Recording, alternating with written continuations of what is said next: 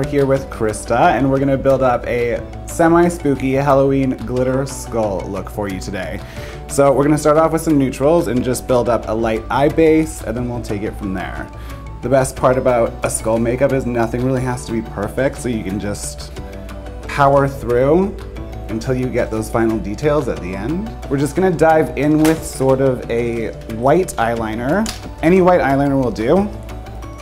And we're gonna map out our markings of the whole skull before we go in with finer details.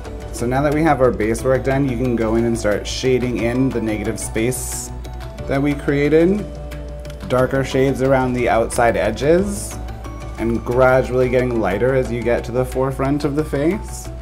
And you can overlap each color by about 2 centimeters or so just to get that true color blend, and using one brush the whole time minimizes the amount of work you have to do with blending. It sort of does half the work for you.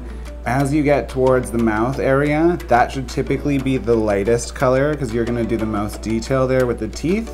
So we're gonna dive back in with a tinier pointed brush or an angle brush, whatever you're most comfortable with, just to remap out all of her teeth. To the end of where the eye is where the teeth should start to fade off. And then switching to black, this is gonna take up all of your negative space, and then just let the black sort of disperse over the edge of those outside teeth.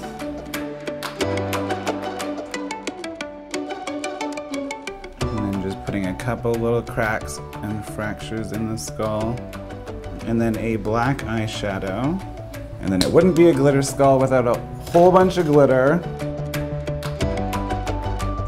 And there we have it. Glitter skull ready for Halloween. We're gonna take Natasha here into a semi-spooky clown for Halloween.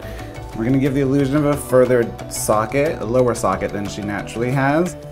And we're gonna start with some neutrals and build up her crease. We use that same color to sort of create a drop shadow underneath the eye.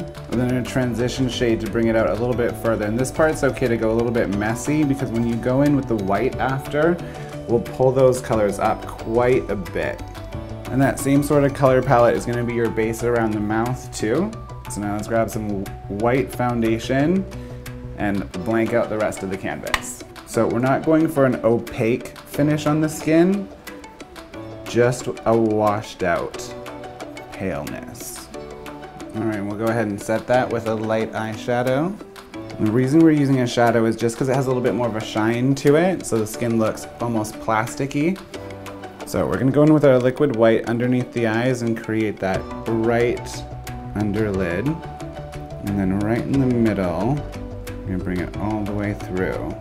And it is Halloween, so these lines can be a little squiggly.